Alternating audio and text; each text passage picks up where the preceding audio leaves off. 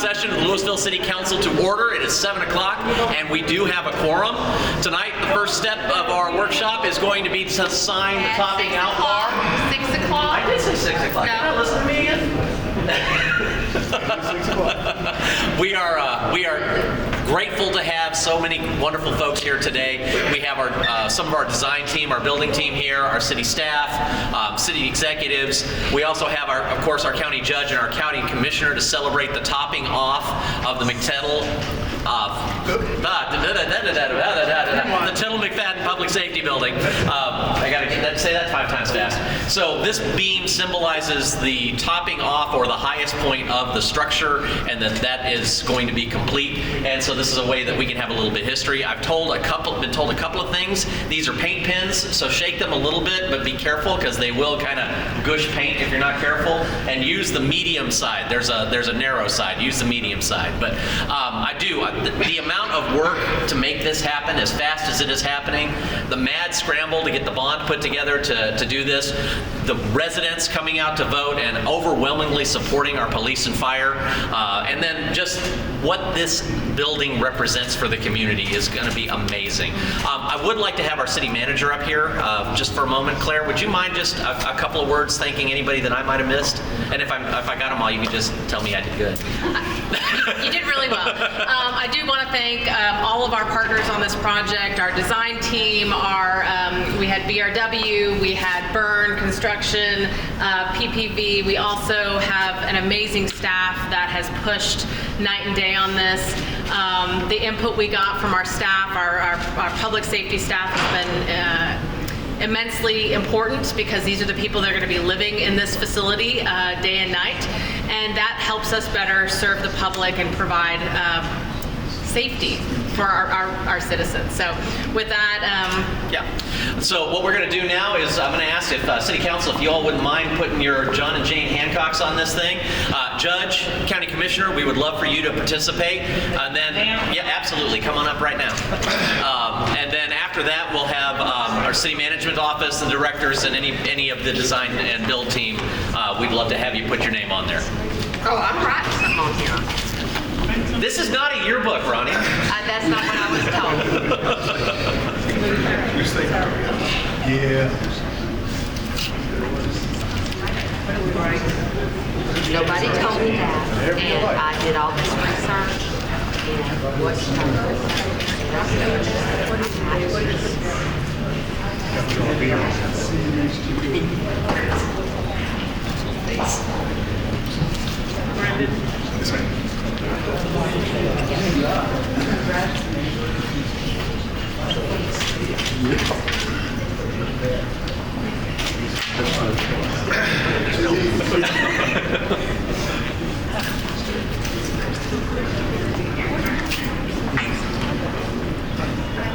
I'm writing it up.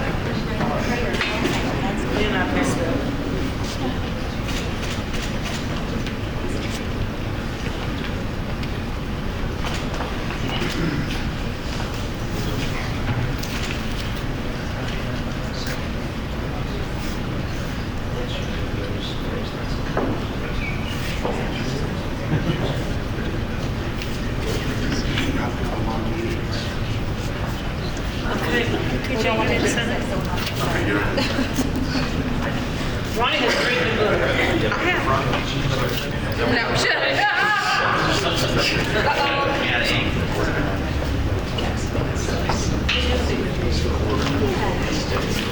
Let's stop right there together for you. Did you sign it? Oh, I didn't. I need to see the part because it actually is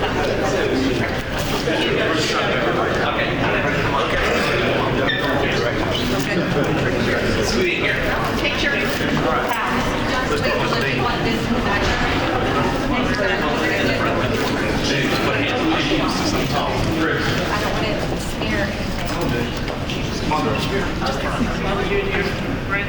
Brandon, you in? I'm sorry.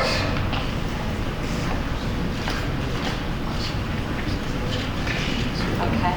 That's the quietest it's ever been right there. That's about all you get. Mayor, thank you. Claire, do you want to have your team? Thank y'all for allowing us. Directors, come on up.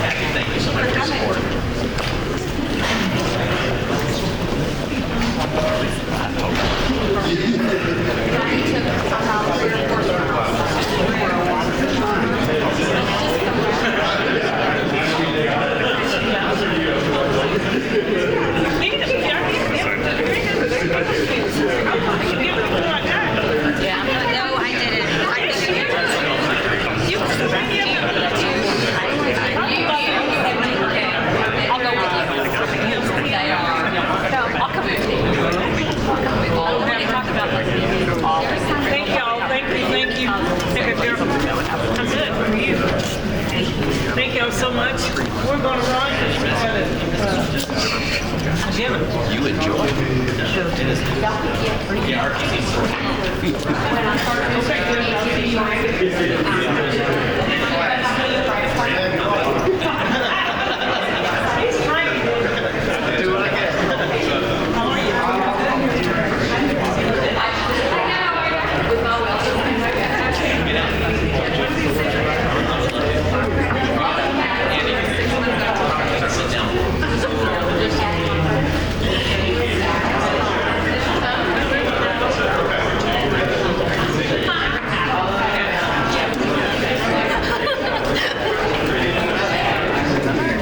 Sounds good. Yep, absolutely.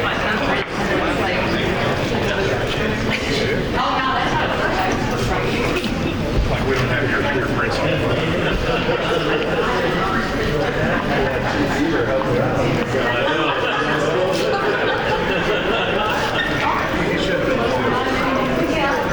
Oh, what's gonna be it? Like, what is this stuff? What's the signature is I have a story associated with What's going on, sir? Doing all right. How's everything going?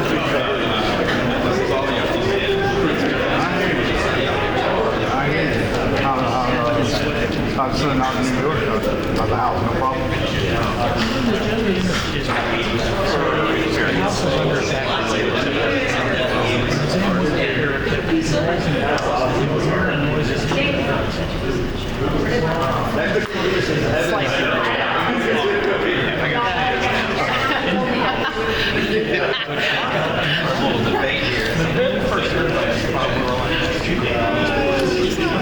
Lost track a little bit of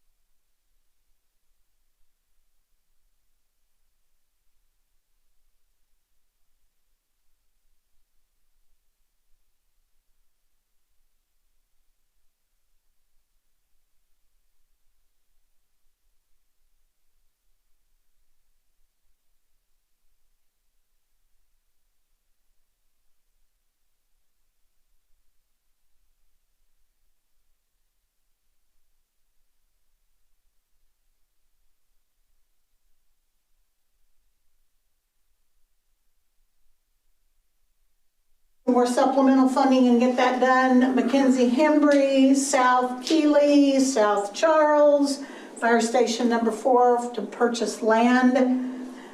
Vista Mall Street, Purnell, Redbud, 10-minute walk to a park, trails, all of that. Northeast Old Town, West College, Vista Park and Amphitheater. Man, the amphitheater needs help. Lake Park redevelopment, Valley 4, Valley 1, Huffines Boulevard, South Mill. The Levy Improvement District, we talked a lot about walking kids to school and how important that one was. Valley Ridge, South Cowan, Meadow Glen, the animal shelter, alley replacements, those became important. Land acquisition for parks and open space, the only way we're going to get it is to buy it. And Castle Hills Trails Corridor. Next, please. So, we bring to you 3 propositions. Proposition 1, 198 million. It's hard to say, that's a lot of money for street improvements. Proposition 2, parks, open space, recreation improvements, 47+ million. Proposition 3, 16 million public safety improvements. So here we go. Proposition 1, on all those streets and things that I mentioned earlier. Purple Drive, Mackenzie Hembry, College and the Lake Park infrastructure. Next, please. Proposition 2. Oh, I missed the alley replacements. We're on the second part of that. Alley replacements, Valley Ridge Extension, South Mill Street. Now I'm ready for the next one, I'm sorry. Parks and open space. Again, we would not have been able to do it without city staff. And this one is, in my mind, has lots of moving parts, and I'd like to call Stacy up to help me with this one. Thanks, Karen. So when we started putting this together, we have a lot of moving parts, and there's a lot of needs that we identified in the healthy infrastructure plan that need to be addressed. And so we set out a list. Hopefully we can get as far down that route as possible. With a 10-minute walk to a park initiative, this is identifying places that we can build connectors to existing infrastructure to expand our 10-minute walk to a park ratio. So not necessarily building a new park, but connecting people to the parks that exist. With the Vista Ridge Park and Amphitheater, you'll remember before we went into the COVID life, we had talked about and approved a plan to redevelop the amphitheater and that park. And that includes, on the amphitheater side, bringing that to grade and creating a nice place that we can maybe generate revenue with some concessions and ways to engage the community in that area of Lewisville. And then with Vista Ridge Park, looking at how we could mitigate all the flooding that's going down there, creating a detention pond, but this being the area that we would look at for a Miracle League field and an inclusive playground out there, and working with our Lewisville Park Alliance to make sure that we can find partners who can help us do that. Then at Lake Park, if you remember a couple weeks ago, we saw the master plan. This would be helping us achieve those things. The Levy Improvement District Trails, that's been a plan that's been in place since 2010.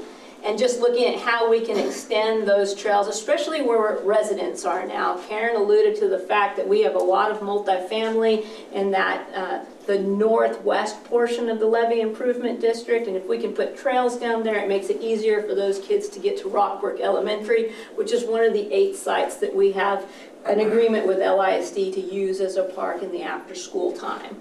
And then land acquisition and parks, you'll remember during the healthy infrastructure plan, there were several spots that were identified that we need to pick up property to not only enhance the 10-minute walk to a park, but to serve some of our special use needs as well. And then with Castle Hills Corridor, if you remember, one of the great things about Corporate Drive punching through is that on the northern side of Corporate Drive there's going to be a trail that will connect Castle Hills to Legacy, Lewisville.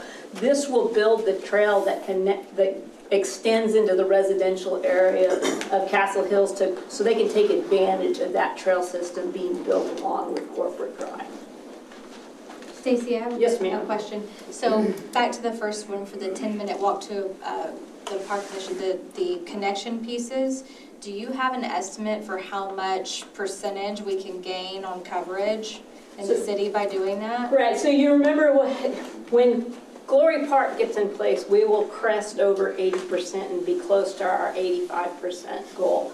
We're hoping that we can bridge a lot of the gaps with this money. I don't know exactly right now. We've just started analyzing what those pieces are, and these are estimates based on some of the ones that we're looking at. Could potentially get us to the 85%. It will get us beyond 85. This will get us Okay, closer so to the 100%. it will get us to our goal. Yeah, well, it won't get us to our goal, but it'll get us way far down that way. Yes. Other questions? Thank you, Stacy. Like I said, there are many pieces and parts to that one, and I really wanted Stacy to talk about some of those, because it is. And again, if we don't do it now, it's just going to cost more in the future, and the only way to do it is to throw money at it. And Proposition 3 that we bring to you, potential public safety improvement projects. Lewisville Lake Fire Support. We want to get a piece of land out there where we can eventually build a new Station 4. Lewisville Lake Swim Area, we had to close it this summer because things just were not conducive to being public safely. Fire Station 4, again, the land purchase, originally built in 1988, but Chief swears on to us that it'll hold for 10 years. And we're going to hold him to that and just buy him some land. Animal shelter expansion, again, you see, they're performing surgery and there are patients on the floor. We wouldn't stand for that for ourselves. We shouldn't for our animals. And we are beyond capacity. They are beyond capacity and they're doing very well with what they've got. So we have 3 proposals that we're turning over to you tonight. Do you have any questions for me? Thanks, Karen. To you. Thank you. All right, thank you, I appreciate it.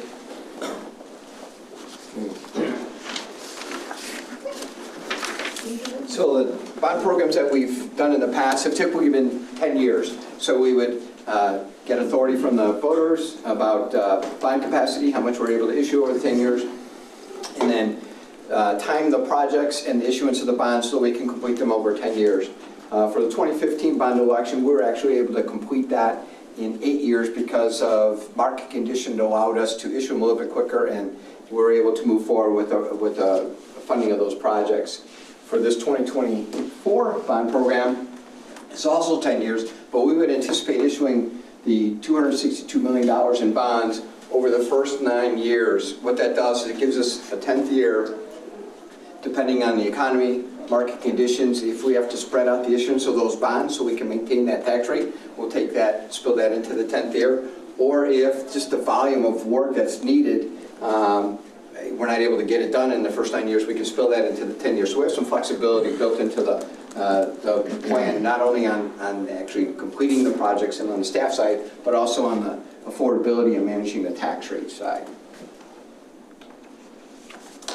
So while we're coming to you requesting $262.4 million, the total cost of the projects that we've completed with that is $321.7 million. Karen had mentioned that we use other people's money, and we have other people's money and we have other sources that are going to support the projects.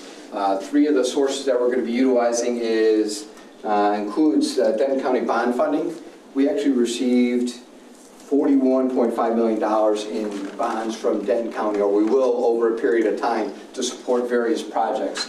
Of that $41 million, 23 are going towards projects, those 24 projects that were identified earlier.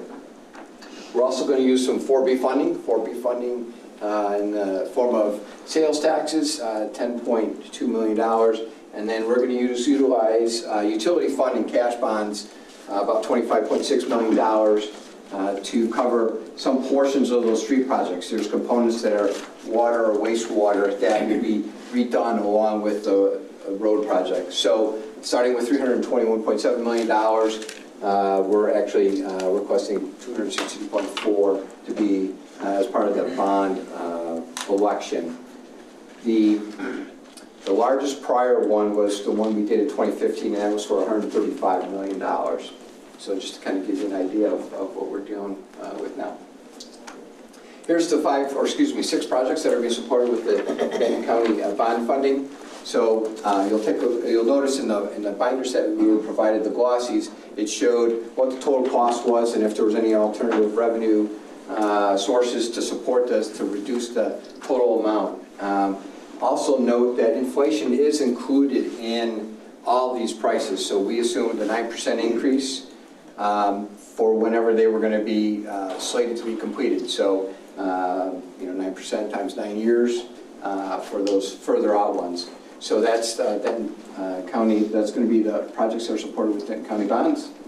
The 4B funding is going to go towards Lake Park development. There's 3 actually components to that project. There's going to be an infrastructure streets, there's a public safety, and there's a parks component. So the 4B funding is going to help support that overall project. And then utility funds, cash or bond funding. We'll be issuing bonds over that same 10-year period to support those various projects right there. Next slide. So before we take off and go down the road with the new money, we want to let you know how responsible I think we've been with the old money. On the next 2 or 3 slides, you're going to see projects at various different stages of completion, either completed, engineering completed, or some portion of completion. We may be waiting on other outside factors like right-of-way, and you can see where that's there. We also are working around other sources like grant monies that are going to support the projects. Next slide. Actually, can you go back to one? There we go. So I believe tonight we talked about bid pending award. We got North Mill on tonight and Elm and Poydras. So we're going to be able to move forward from pending bid award, assuming everything gets approved today, to move forward with the construction of those projects. So again, engineering continues to move forward with these completion of these projects. Next slide. Okay. You can see that there's a number of projects that have not started at any point. Those are the ones that were funded with bond issuances over the last couple of years. And we just want to let you know that there is a plan to move forward with those, with the phase 1 engineering part. And then there's a projected start date for those projects. So the work keeps coming for Dave. So. Same with parks and aquatics. We had the 4 propositions from the 2015 bond election. Parks and aquatics was split into 2. We've basically completed the Thrive and a number of trail designs. And now we've got the monies that we're going to help utilize with the Lake Park park project. And then for public safety, we did the fire station number 3 relocation, and we used some additional monies from the public facility addition to start seed money for the Tittle-McFadden project. Next. So we also had the 2021 bonds that the mayor had mentioned earlier. We issued bonds with great support from the public, $95 million. We did those over 2 years, so we didn't want to incur all the costs, interest costs and related, so we were able to issue them over 2 years and utilize those monies as they're being needed. Construction is in progress, as you know that, and we expected completion is in probably the first half of 2025. Okay, so now here's the kind of what residents are going to be concerned about. What's going to happen to my tax rate, what's going to happen to my tax bill, those kind of things. Just want to show you a couple of exhibits here. This first one is showing the city's tax rate over the last 10 years, and you can see that we've been able to maintain a fairly level tax rate over that time. In fact, if you were to go back another 10 years, you'd probably see a very similar pattern where basically we've had that rate flat. You'll see in fiscal year 23-24, we had a decrease in our tax rate from the 44.3 cents to the 41.9 cents.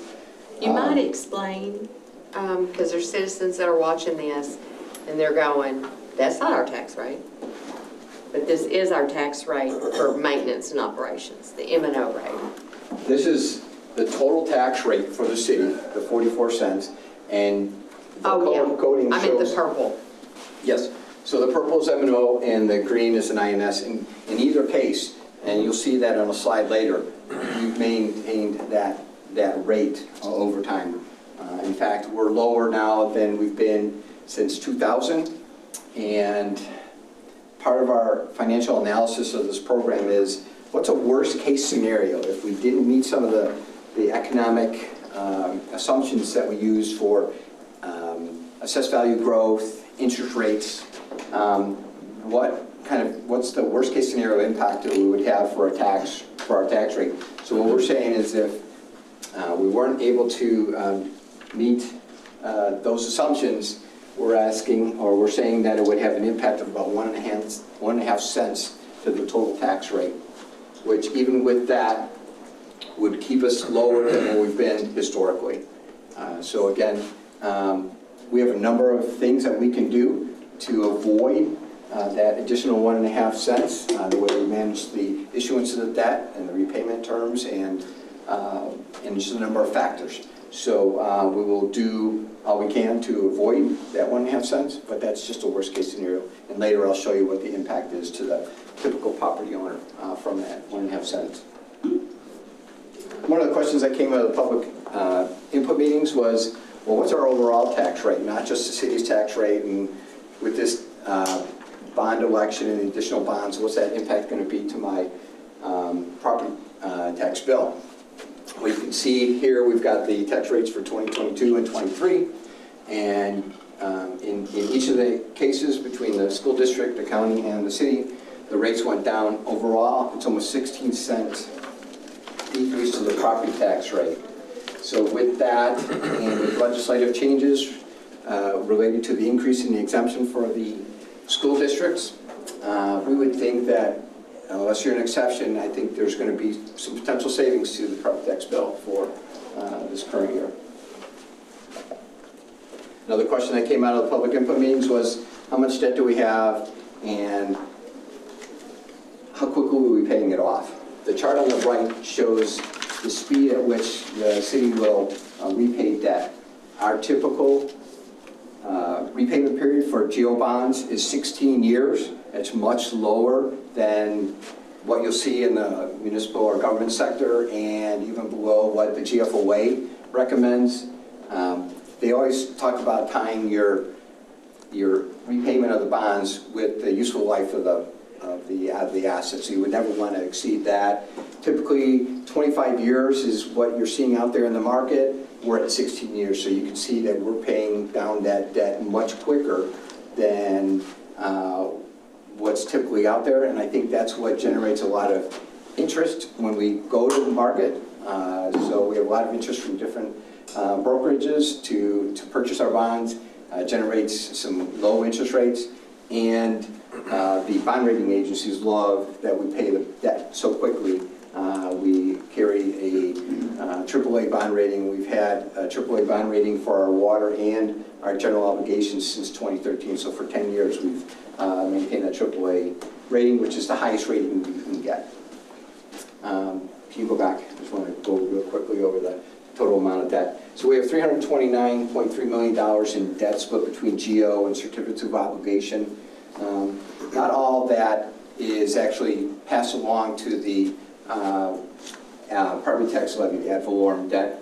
We use $73.4 million, or $73.4 million of that total is being supported by 4B sales tax, TERS, or the utility fund. So that reduces the amount that is actually going to be put onto the property taxes, $255.9 million. So again, we utilize all kinds of different resources to reduce the impact of the property tax, the property owner. Another way that we provide some savings is whenever there's an opportunity to refund those bonds, so basically like refinancing your mortgage at a lower rate, we've been able to do that, and we've been able to refund those bonds at a lower rate, and we stay within that footprint of the original issuance of repayment, and it's generated considerable savings. So we will continue to do that moving forward. There's a couple of tables here that illustrate what I showed earlier. It's going to show our assessed value growth, which is the blue line, and the gray line is our total tax rate, and the yellow line is the INS tax rate. And you can see in each of those instances that we've been able to maintain a level tax rate, due in part to the growth in our assessed value. So we've always wanted to live within our means, so we're able to do that.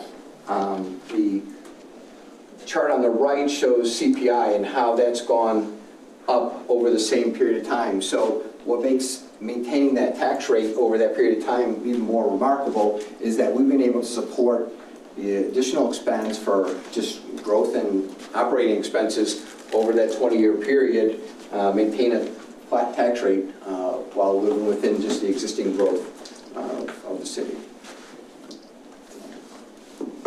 Another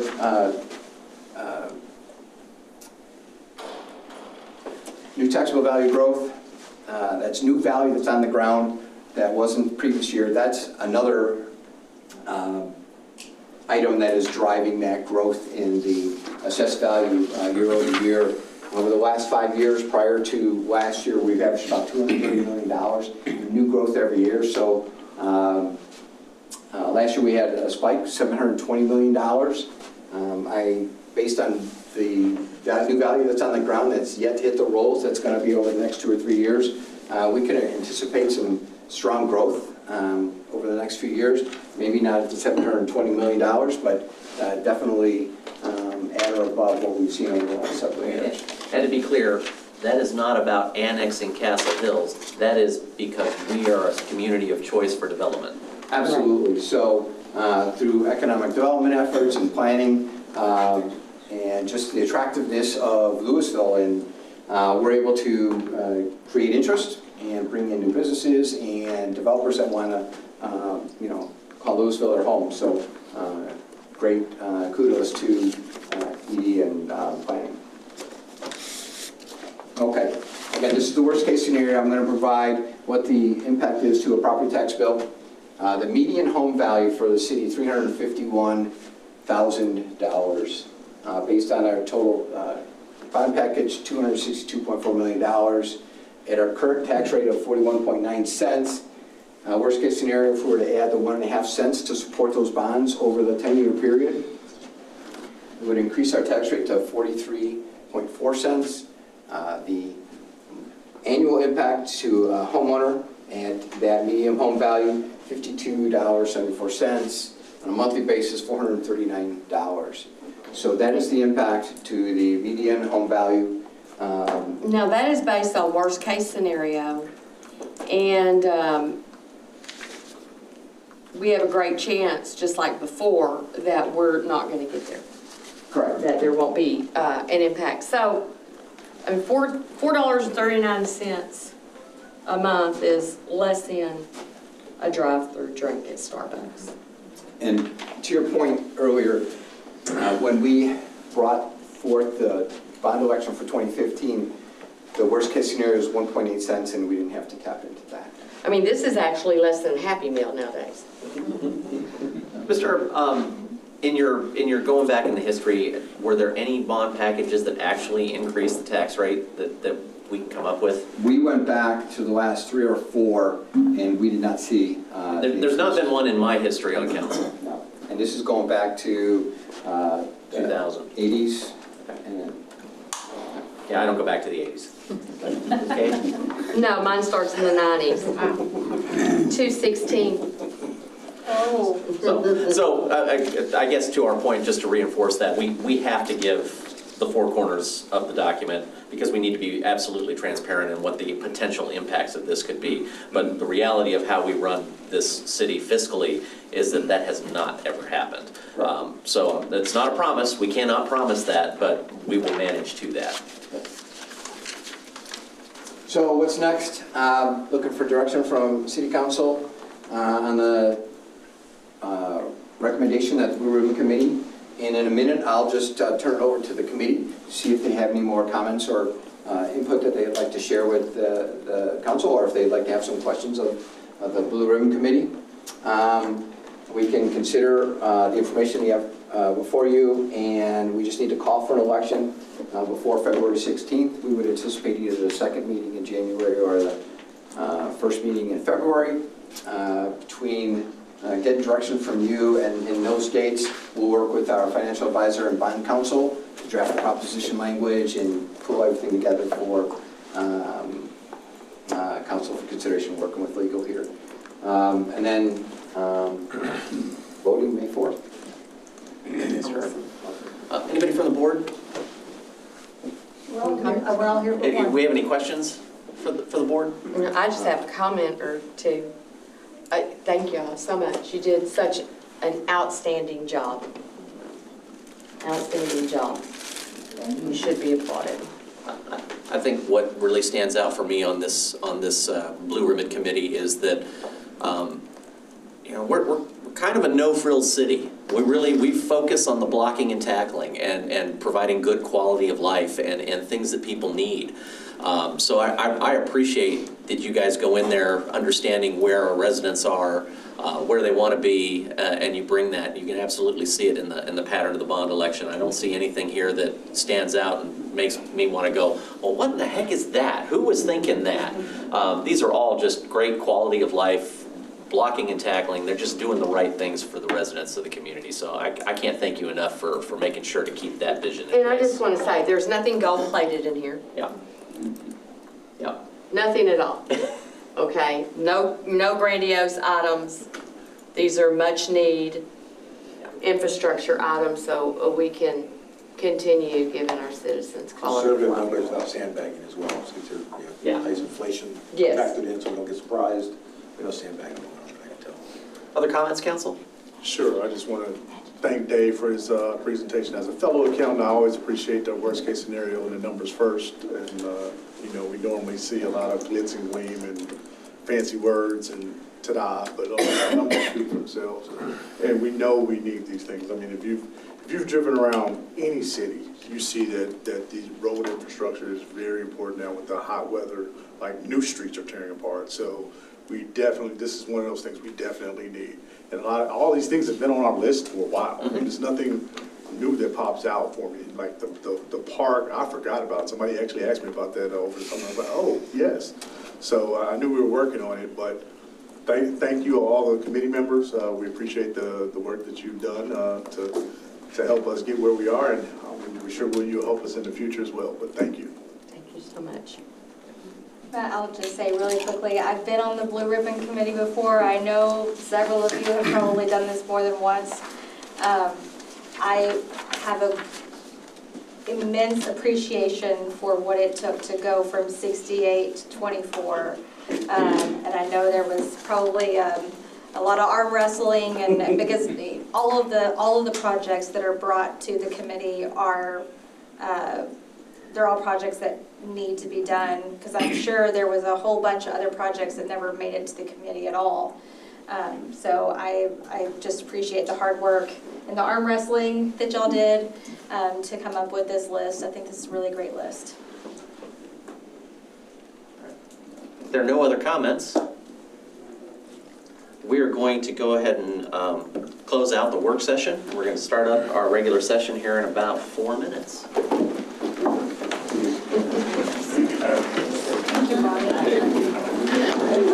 You read that, you know where I got that from? I know.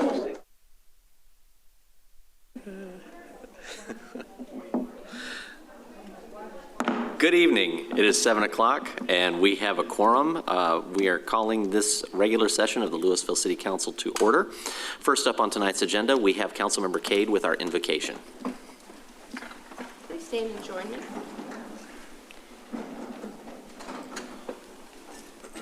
Dear Heavenly Father, please protect the citizens and staff of our great city. Grant us mercy tonight as we deliberate what is before us, and give us the gift of wise and deliberate discernment. In your name, amen. Amen. Please join me in the pledges to our flags. I pledge allegiance to the flag of the United States of America and to the republic for which it stands, one nation under God, indivisible, with liberty and justice for all. honor the Texas flag, pledge allegiance to thee, Texas, one state under God, one and indivisible.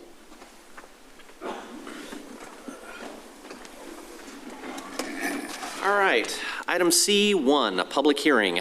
Consideration of an ordinance granting a zone change from agricultural open space district to light industrial district on approximately 2.02 acres out of the J.C. Moffitt Survey, Abstract 886, and Henry Turner Survey, Abstract 1248, located on the east side of Duncan Lane, approximately 1,200 feet south of Spinks Road, as requested by Patrick and Karen Swan, DBA Swan Landscape Construction, the property owners. Case number 23-09-16-Z. The property owners are requesting a zone change on this property to accommodate a proposed 3,500 square foot office warehouse development, which will house their landscaping business. Staff finds this request consistent with the surrounding use and is in alignment with the Lewisville 2025 Vision Plan Big Move of Economic Vitality. The Planning and Zoning Commission recommended unanimous approval 7-0 on November 7th, 2023, and it is recommended that the City Council approve the ordinance as set forth in the caption above. We do have Mr. Richard Lutke, our Planning Director, available for comment, and we do now have an open public hearing. Do we have any comments associated with the public hearing? No, sir, Mr. Mayor. Council, if there are no further questions or comments, I'll entertain a motion to close the public hearing. Motion to close the public hearing. Second. I have a motion and a second. Council, please vote.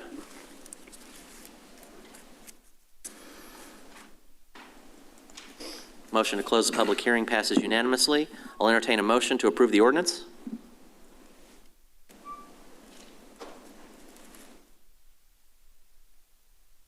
Motion to approve. I have a motion and a second. City Attorney? This is an ordinance of the Lewisville City Council amending the zoning ordinance by rezoning approximately 2.02 acres of land out of the J.C. Moffitt Survey, Abstract 886, and the Henry Turner Survey, Abstract 1248, located on the east side of Duncan Lane, approximately 1,200 feet south of Spinks Road, from agricultural open space AO district zoning to light industrial LI district zoning, correcting the official zoning map, preserving all other portions of the zoning ordinance, determining that the zoning amendment herein made promotes the health, safety, and general welfare of the city, providing for repeal or severability, penalty, and an effective date, and declaring an emergency. Council, please vote. Motion passes unanimously. Item 2, public hearing, consideration of an ordinance granting a special use permit for a gasoline service station with an associated alternative standard for architectural requirements on approximately 1 acre, legally described as Lot 1A-1R, Block 1, Vista Ridge Edition, located at 851 State Highway 121 Bypass, zoned Light Industrial District, as requested by Barghausen Consulting Engineers Incorporated on behalf of the owner, Costco Warehouse Corporation. Case number 23-05-7-SUP. Costco proposes to double the amount of fueling stations at the existing gas station, which requires a special use permit and compliance with the IH35E overlay standards. The applicant is requesting an alternative standard to reduce the brick or stone requirement from 80% brick or stone to 100% split-face concrete masonry units on the columns, a 100% reduction. The Planning and Zoning Commission recommended unanimous approval 7-0 of the SUP, and the Overlay Board recommended unanimous approval 7-0 of the alternative standards on November 7th, 2023. It's recommended that the City Council approve the ordinances and associated alternative standards as requested in the caption above. Mr. Lutke is available for questions, and the public hearing is now open. I do have a comment card from Mr. Charles Mosley, I believe it is. My apologies if I got that wrong. He does not wish to speak, but he is here representing Costco and available for any questions. If there are no further comments or questions, I'll entertain a motion to close the public hearing. Mayor, I move to close the public hearing. Second. I have a motion and a second. Council, please vote. Motion passes unanimously. The public hearing is now closed. I'll entertain a motion to approve the ordinance. Move to approve the ordinance per the caption. Second.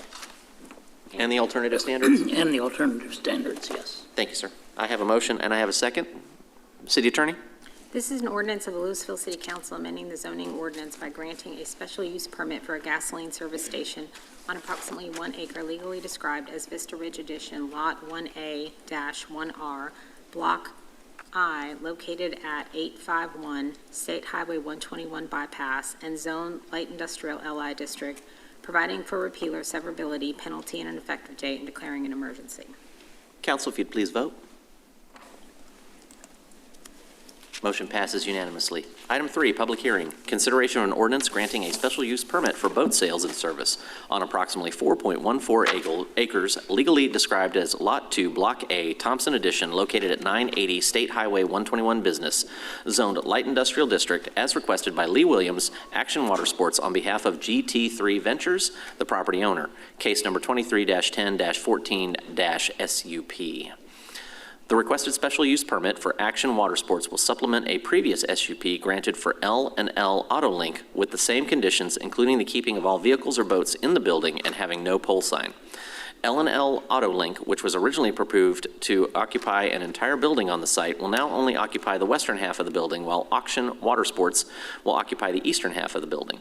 The Planning and Zoning Commission recommended unanimous approval 7-0 on November 7th, 2023. It's recommended that the City Council approve the ordinance as set forth in the caption above, and we do have Mr. Richard Lutke, our Planning Director, available for comments.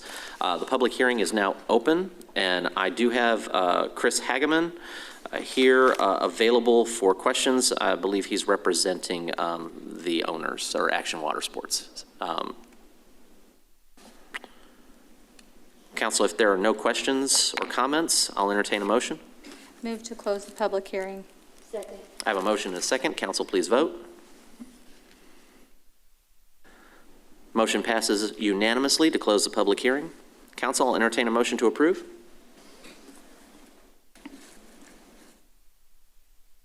Motion to approve the ordinance set forth in the caption. Second. I have a motion and a second. City Attorney? This is an ordinance of the Lewisville City Council amending the zoning ordinance by granting a special use permit for boat sales and service on approximately 4.14 acres legally described as Lot 2, Block A of the Thompson Addition, located at 980 East State Highway 121 Business and Zone Light Industrial LI District, providing for repeal or severability, penalty, and an effective date, and declaring an emergency. Council, if you please vote. Motion passes unanimously. Item D, Visitor Citizens Forum. Speakers must address their comments to the mayor rather than to individual council members or staff. Speakers should speak clearly and state their name and address prior to beginning their remarks. Speakers will be allowed 5 minutes for testimony. Speakers making personal, impertinent, profane, or slanderous remarks may be removed from the meeting. Unauthorized remarks from the audience, stamping of feet, whistles, yells, clapping, and similar demonstrations will not be permitted. In accordance with Texas Open Meetings Act, the City Council is restricted from discussing or taking action on items not listed on the agenda. Action can only be taken at a future meeting. I do have item here from Priscilla Cornegay. My apologies if I got that. But if you would, you are welcome to approach and state your name and address for the record.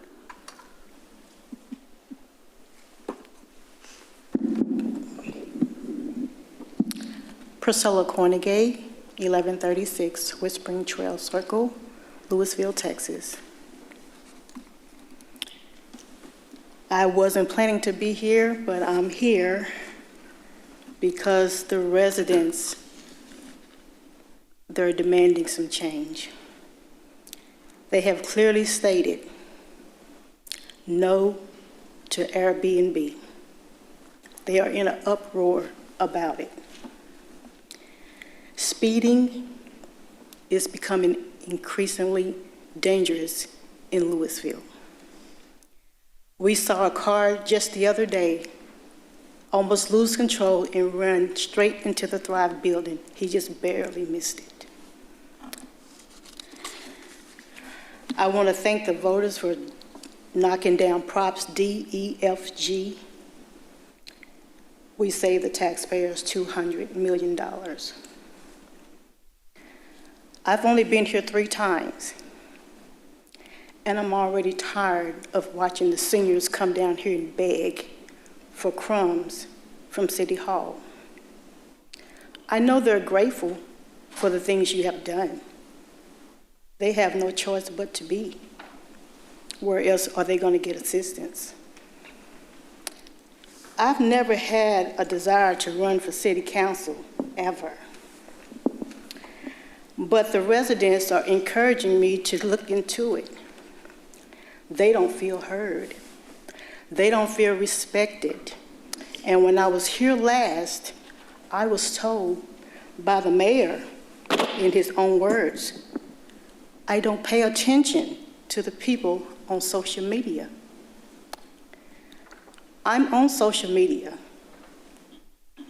and I'm standing here today, and the voters are ready to make change, and they don't care how we get the change. They're ready to vote however they need to.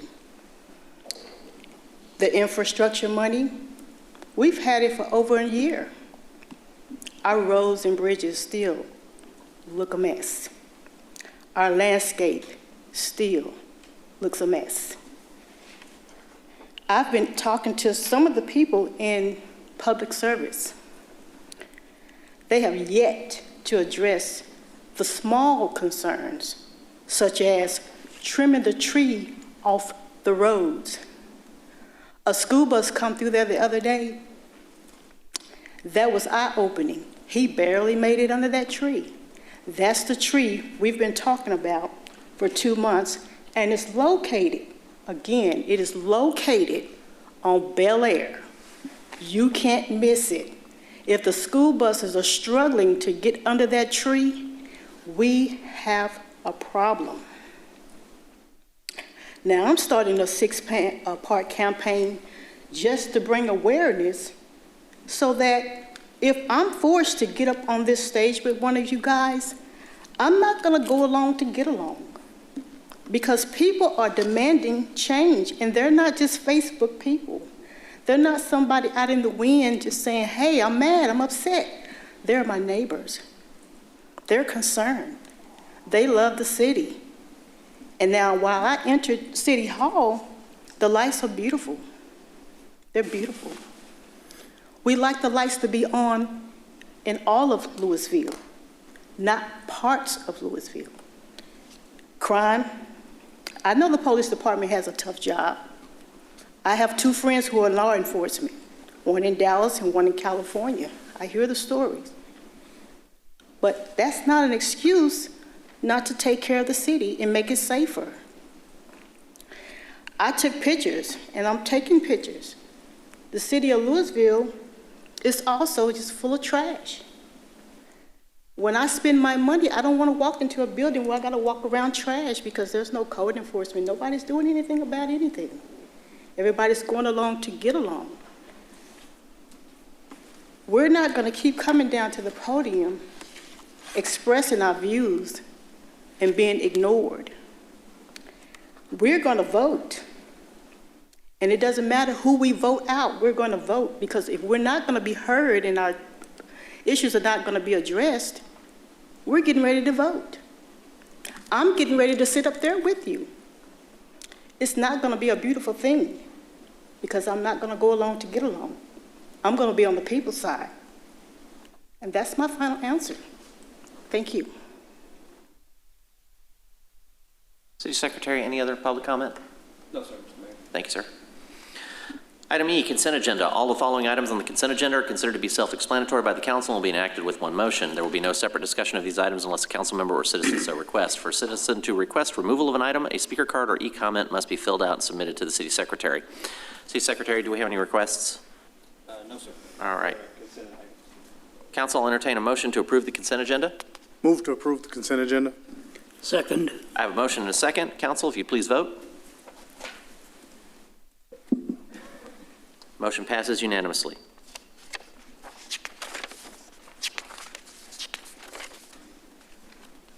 Item F, regular hearing.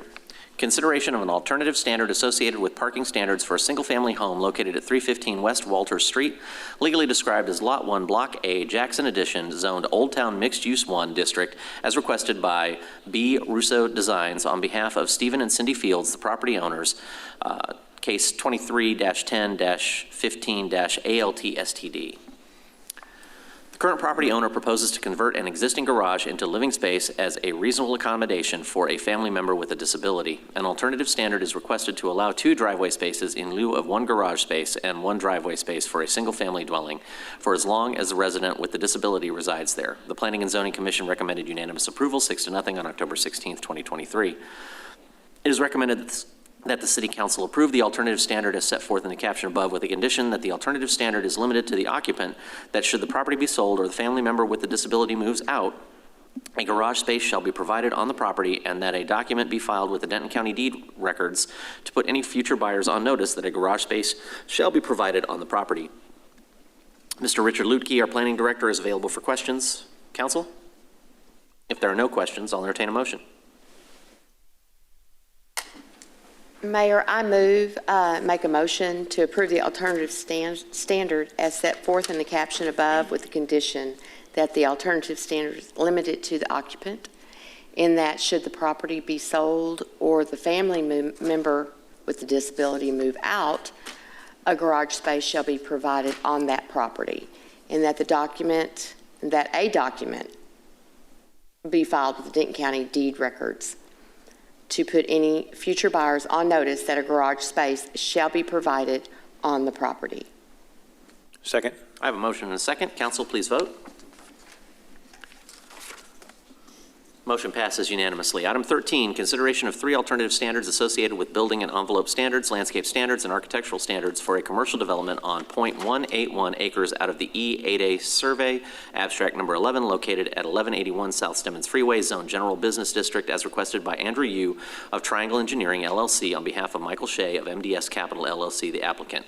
Case 23-08-10-ALT-STD. MDS Capital proposes to develop a new commercial property at 1181 South Stemmons, which previously housed a Waffle House restaurant prior to the IH-35E right-of-way acquisition.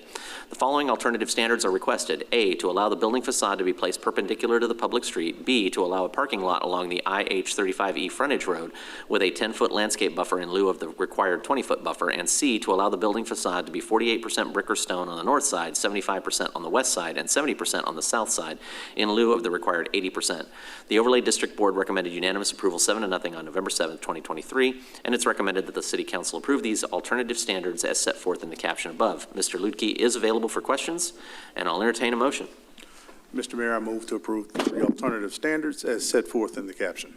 Second. I have a motion and a second. Council, please vote.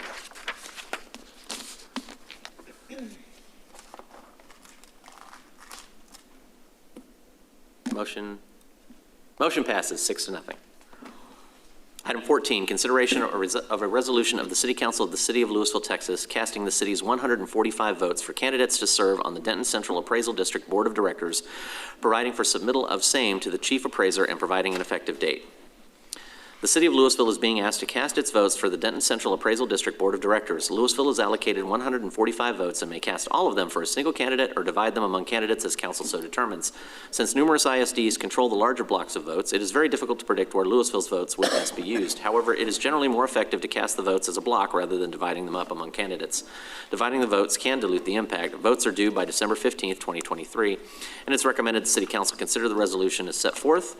And I believe Councilmember Cade has a motion for this. Yes, I move that we have 72 votes go to Alex Buck and 73 cast towards Ann Pomacall.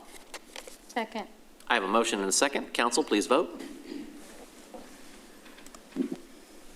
Motion passes 6-0. All right. Item G, reports. Reports about items of community interest regarding which no action will be taken. We do have a quarterly investment report that is part of the public packet. You can see how we're doing from July 1st, 2023 to September 30th, 2023.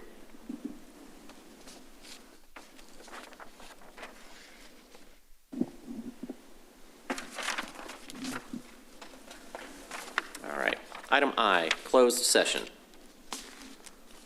In accordance with Texas Government Code Subchapter D, Section 551.072, Real Estate Property Acquisition, Section 551.087, Economic Development, Deliberation regarding Economic Development Negotiations, Section 551.071, Consultation with Attorney, Legal Issues related to Short-Term Rental Properties, Section 551.071, Consultation with Attorney pending litigation, Exclusion from Settlement Agreement in City of Camden et al. v. 3M Company, Case Number 223 CV03147 RMG, In re Aqueous Film Forming Foams Products Liability Litigation, MDL number 218MN2873 RMG, and City of Camden et al. v. EI DuPont, D. Nemours and Company et al. 223 CV032 28630RMG in regards to aqueous film forming foams products liability litigation MDL number 2-18MN2873RMG, and Section 551.071 consultation with attorney legal issues regarding the McKinsey & Company nationwide opioid class action settlement agreement. We are going to move into closed session.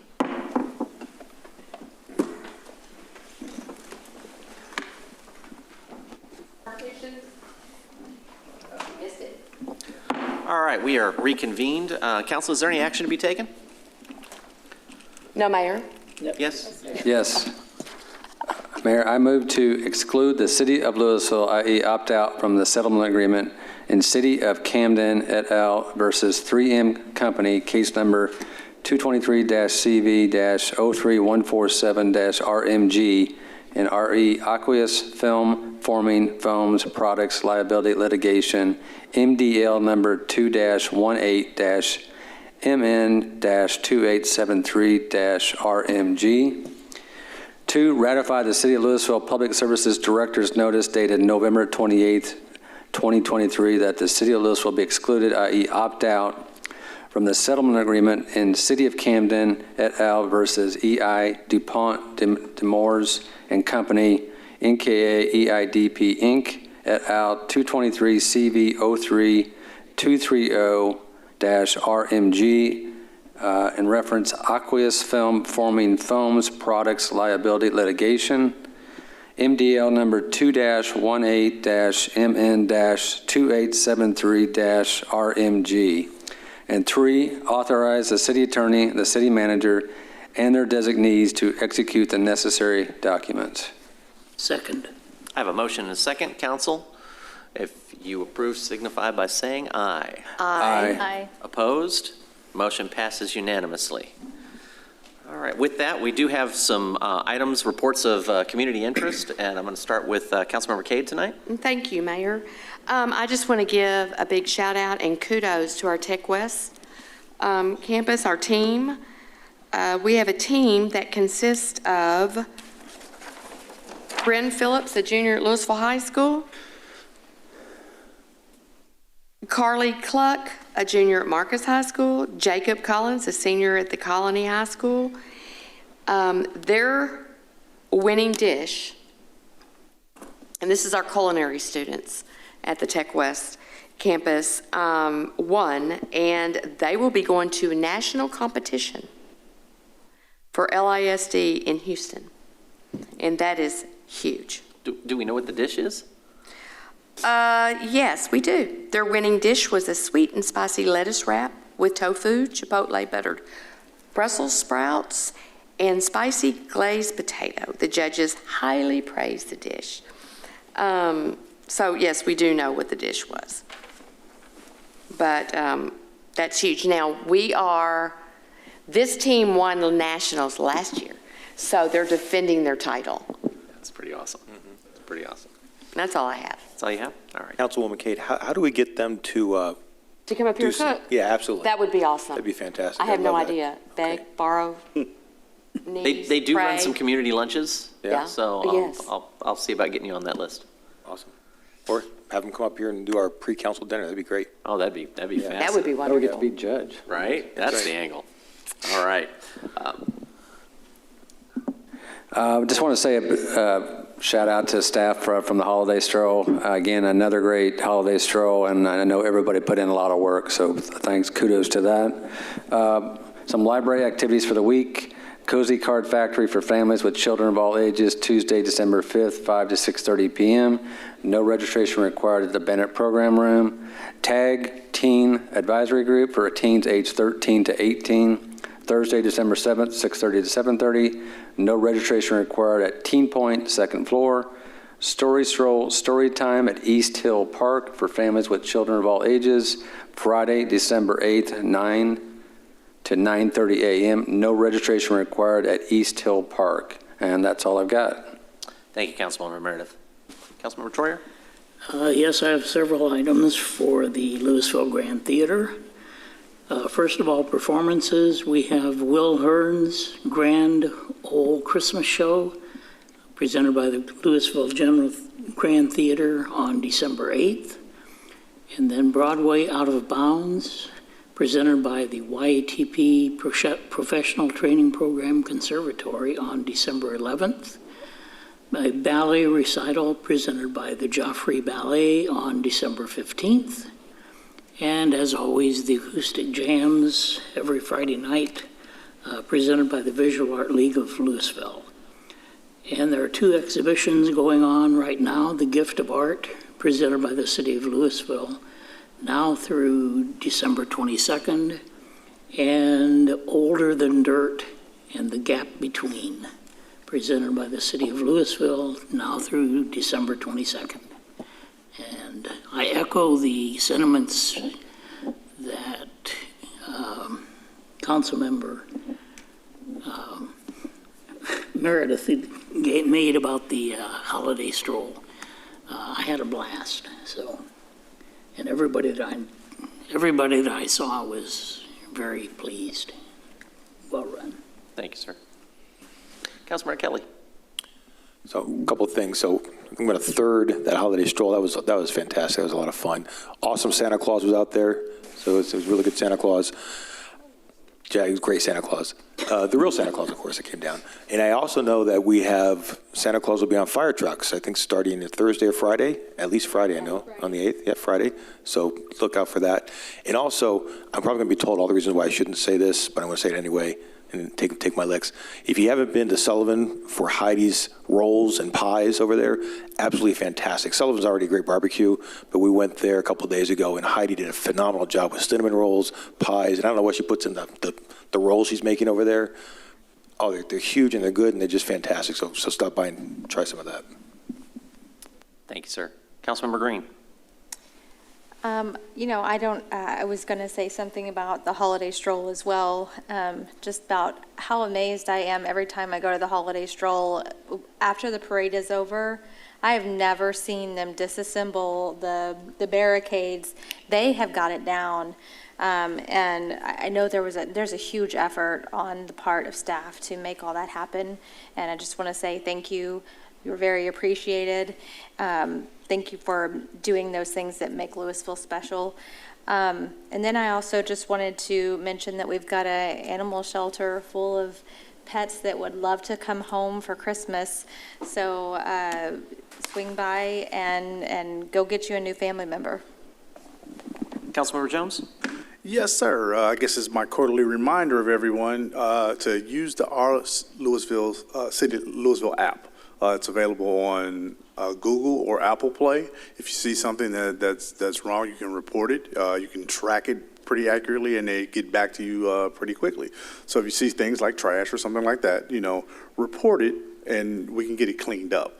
My second thing is, since we're in the Christmas season and a lot of people aren't from Louisiana and don't keep Mardi Gras trees, if you want to dispose of your tree after the holidays, you have until the 12th where you can take it to the park, Lewisville Park, and you can dispose of it there. That's at Lake Park, right? Yes, Lake Park, yes, sir.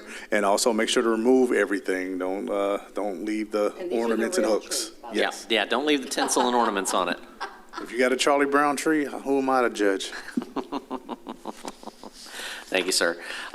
Again, kudos, amazing weekend. I would just remind everybody that we're getting into crunch time, and there are a lot of amazing small businesses here in North Texas, but more specifically here in Lewisville, that could absolutely use your time and your treasure to give a great gift to your family member, whether that's the gift of a gift card to eat at a restaurant, or it's something more tangible from one of our great businesses here. Please go out and share some Christmas cheer so that we continue to have thriving small businesses in our area.